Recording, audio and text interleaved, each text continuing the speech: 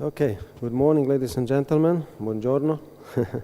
So, first of all, many thanks to Professor Traconia and to my dear friend Claudio for the invitation. It's a pleasure to be here. Based on actually the thesis of Dr. Schöpers on governance innovation in Europe, I would like to actually present a few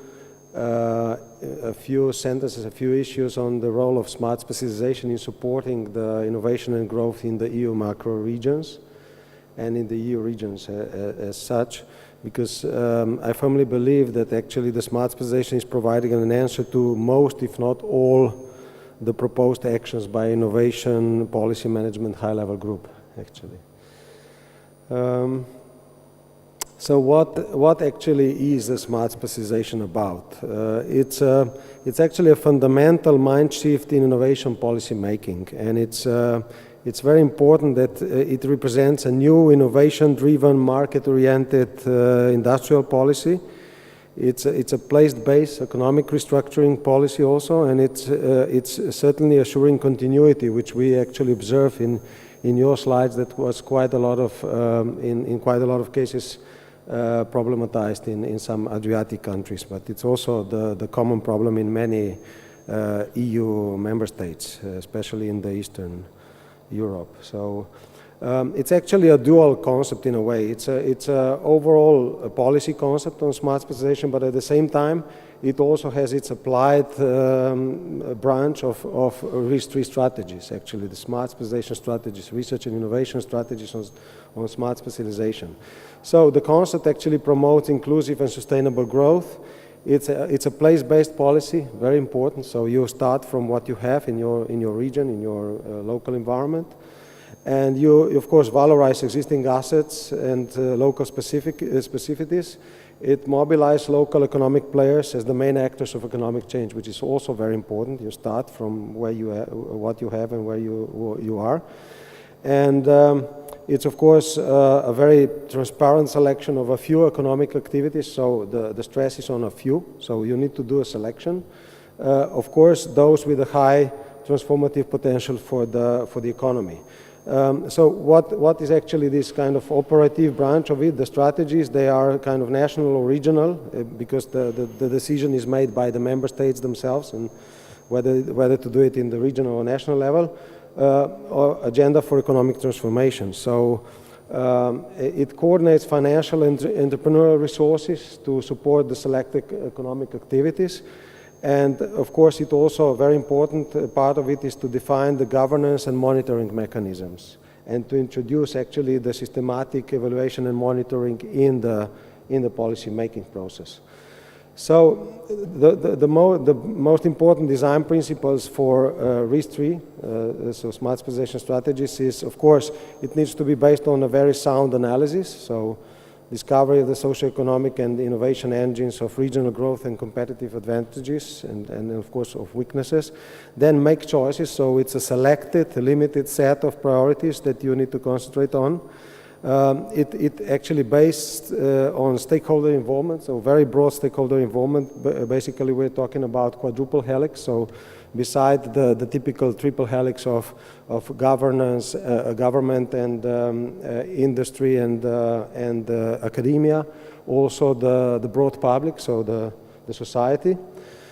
It also entails the broad view of innovation, so not only high-tech innovation, but beside that also very important other innovations, which also Dr. Schöpers mentioned, so the social innovation, the process innovation, the services innovation, and so on. Really, really important.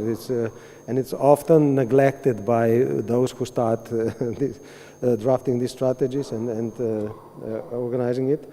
And then also, of course, as I mentioned, it needs to entail from the start the monitoring and evaluation process in order to have the feedback loop. So our smart specialization platform, actually together with some academics, actually made in 2012 the RIS3 guide. So this guide is, of course, available on our website. It's also, we could actually even shift the printed copies if you would like to. So it's a certainly kind of Bible of smart specialization, let's say. So certainly the basis for everything, for the smart specialization thinking. So what is actually a smart specialization is a state of mind. It's a fact-based, so it actually includes all assets and capabilities and also bottlenecks in a region or country. It includes also external perspective, cooperation potential, global value chains, and so on, so really important. Then, of course, it's a very dynamic bottom-up entrepreneurial discovery process. I mentioned it includes all forms of innovation, and it has an ecosystem approach that also Dr. Schäfer's actually mentioned. And as far as specialization, it's actually, in a way, also not strictly specialization, it's also about differentiation, no?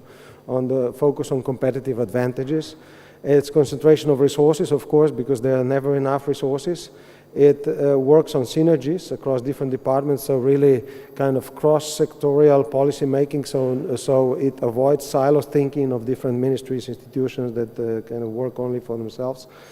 And it's, of course, as I mentioned before, so place-based economic transformation policy. So the approach, actually, smart specialization, it is very critical and very crucial to realize that it's not a neutral policy. So it's actually a policy where, you know, the policymakers need to make choices, need to prioritize some things, and by that, by prioritizing some things, you actually deprioritize and reject,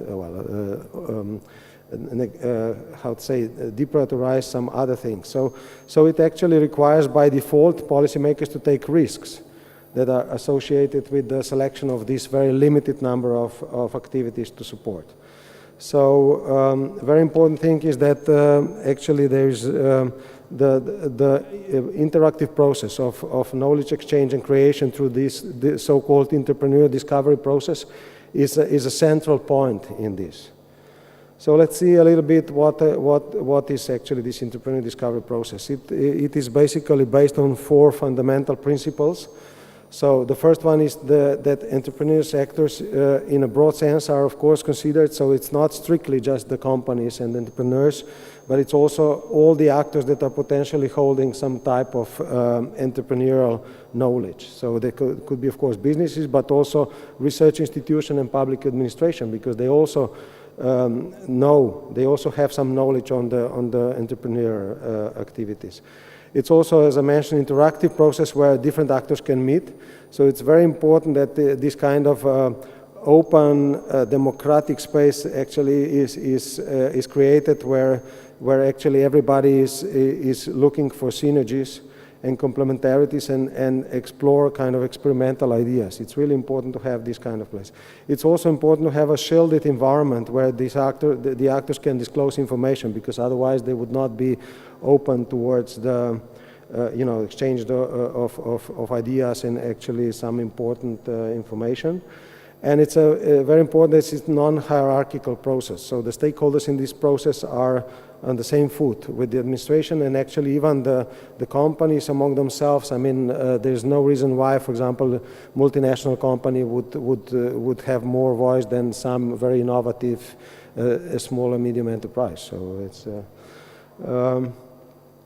so of course the public authority would at the end prioritize activities would have critical mass, which was also mentioned actually right now.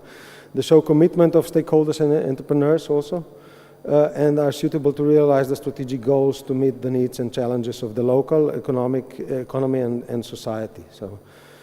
So it's a sustainable policy cycle with creating permanent stakeholder fora, network of institutional stakeholder relationships, and integration of monitoring systems.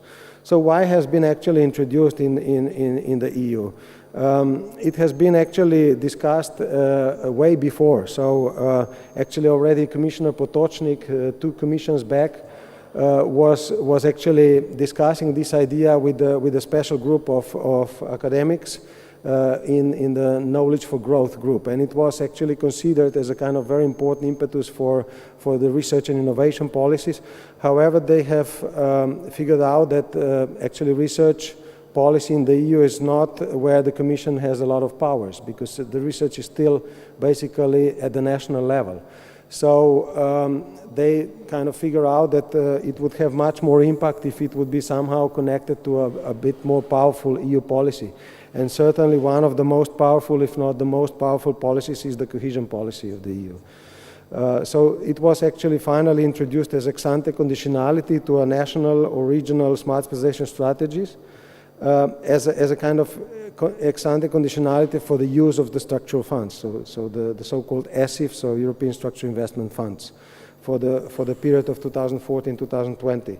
You can see here basically on the map how is divided, and actually the majority of the funding is going to the less developed countries, basically new EU member states, with some exceptions in the West, so the Wales, most of Portugal and Extremadura in Spain.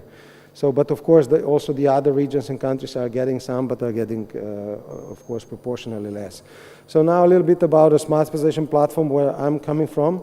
We have a very broad membership. We have 177 regions and 20 countries as members.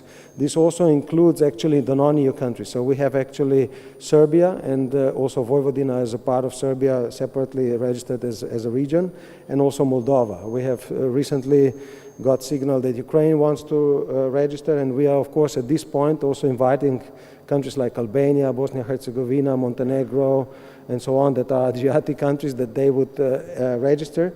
I'll tell you later why it is useful. And of course, the registration is certainly free of charge, so it's a very simple thing. One email needed from somebody in the government, in the managing authority that's dealing with innovation in a way, but also with the EU funding. So we are actually organizing a lot of different things. So we have developed comprehensive guidance tools.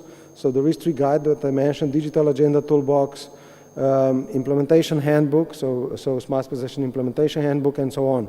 So we do a lot of publications because we are, last but not least, we are research. We are actually the Commission service providing the evidence-based information for the policy making in EU.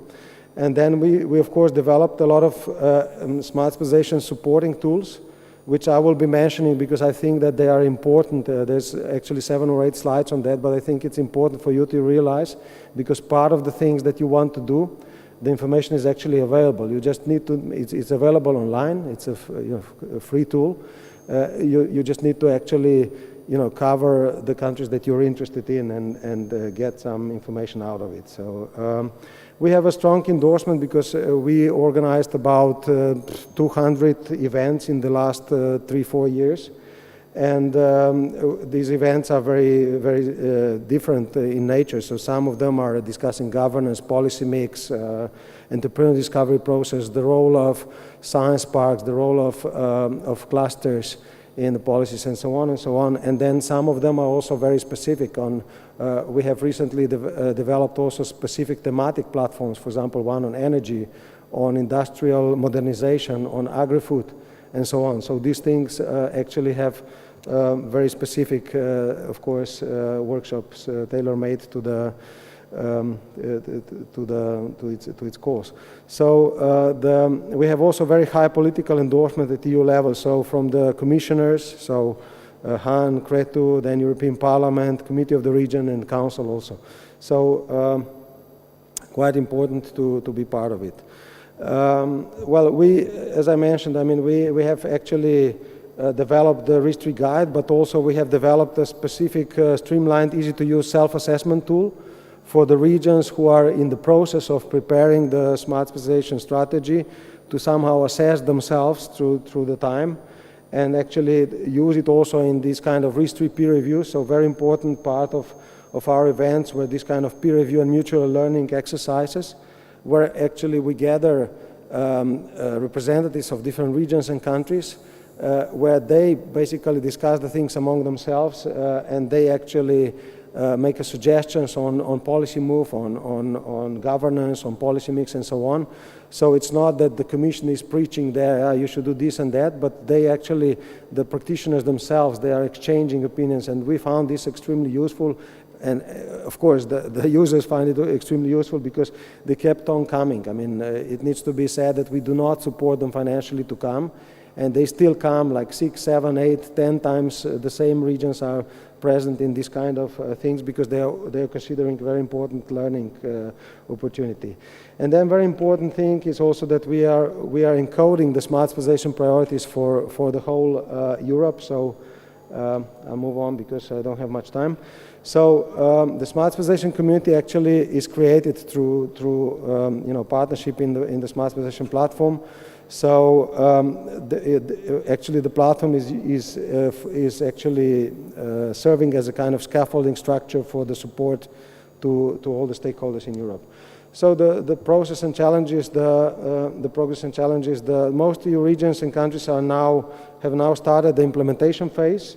But there are still, of course, some challenges ahead, especially with regard to the EU enlargement and neighborhood countries, because the S3 concept, so the smart specialization concept, is actually entering slowly but steadily into the EU enlargement policy, because it was believed that the process itself is helping a lot with regard to the transparency of policies, sustainable development, economic change, and so on, also of these neighborhood and candidate countries. So it's still important to actually develop models and share experiences on operationalize the entrepreneur discovery process, which still seems to be a problem also in the EU member states.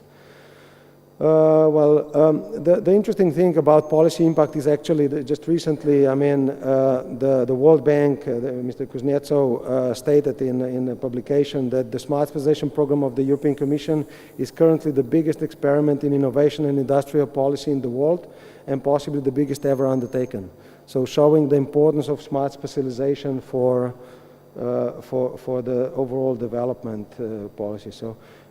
It's actually, I mean, we usually do in all our events kind of a survey among the stakeholders, and they actually, it's here. I mean, I will skip this slide mostly, but the thing is that actually a large majority of them actually found that the smart specialization introduced a very significant adaptations in their stakeholder involvement process and in their economic transformation. So showing the importance based from the stakeholders themselves. So what do we do for supporting the smart specialization cooperation, but also macro-regional per se? So I mentioned we have a lot of policy briefs, working papers, analysis, and so on.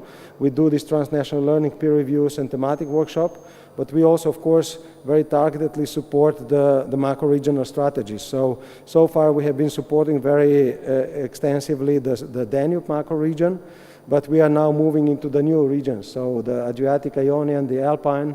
Also, of course, we supported even before the Baltic Sea region strategy, but they did not need so much support as the Danube did.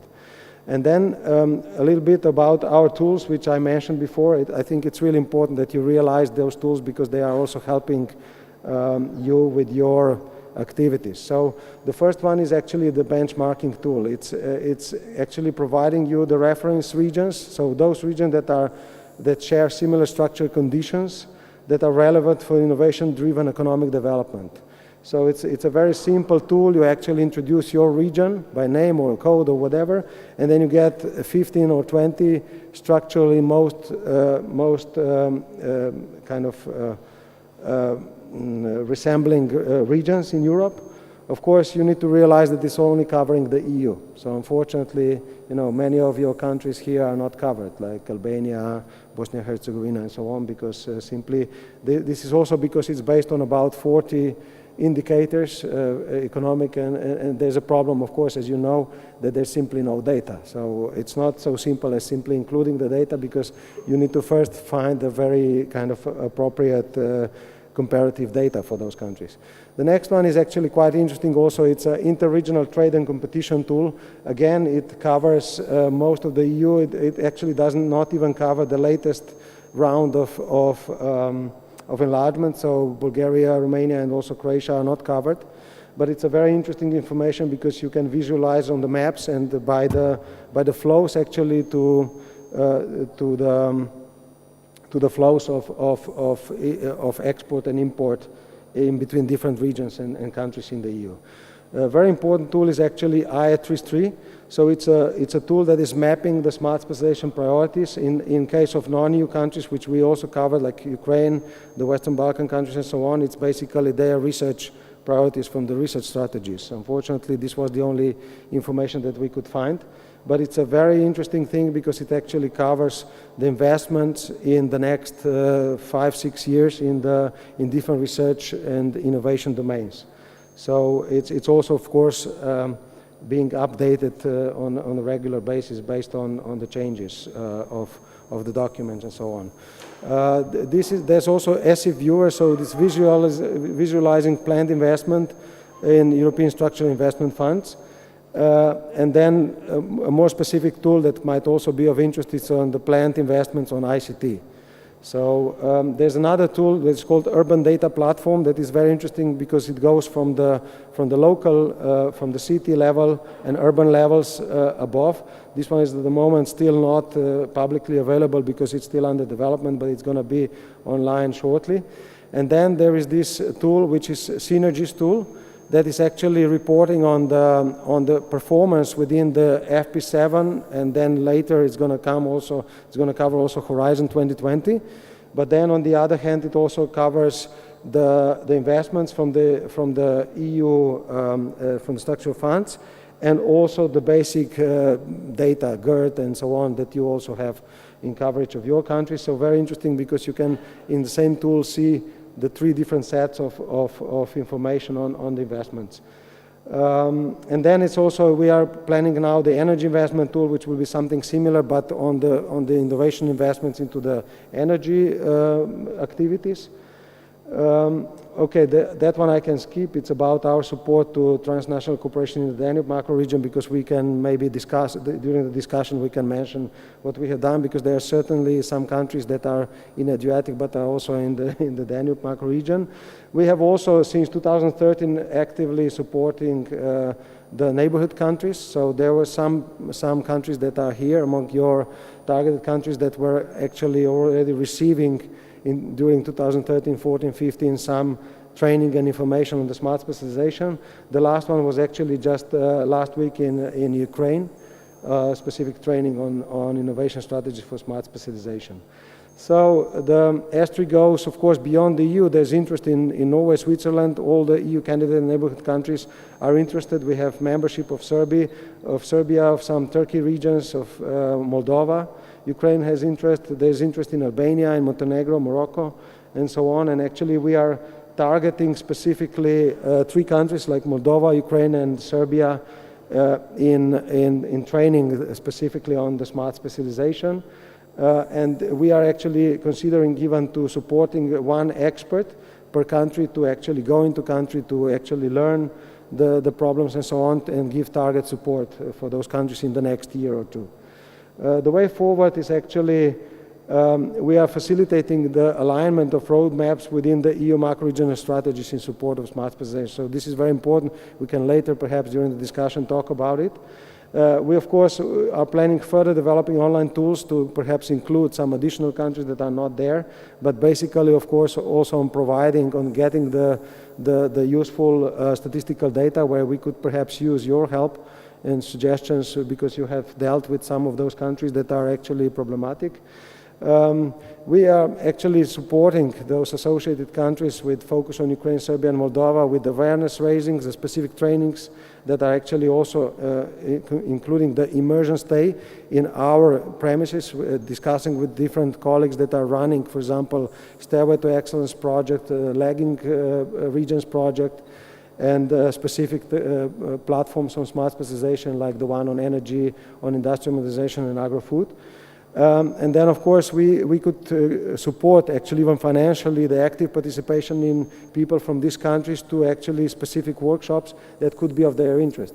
As I mentioned, I mean, agro-food is probably, and also Dr. Schäfer mentioned that agriculture we should focus perhaps more because it is omnipresent in Europe, and we are neglecting it a little bit. So there's no reason why, for example, somebody from Albania or other countries in the Adriatic region would not participate actively to this with our support. No? So we do surveys, analysis, and on policy briefs, and actually there's a policy brief on the role of the smart specialization in the EU enlargement and neighborhood policy countries that is coming in next month. So probably that could be of interest also of some of your stakeholders. So I think this is shortly all of it. This is also our webpage. So please consult the webpage because there's a lot of very wealthy information that I couldn't present here because of the limitation of time. I'm of course available for any questions. Thank you.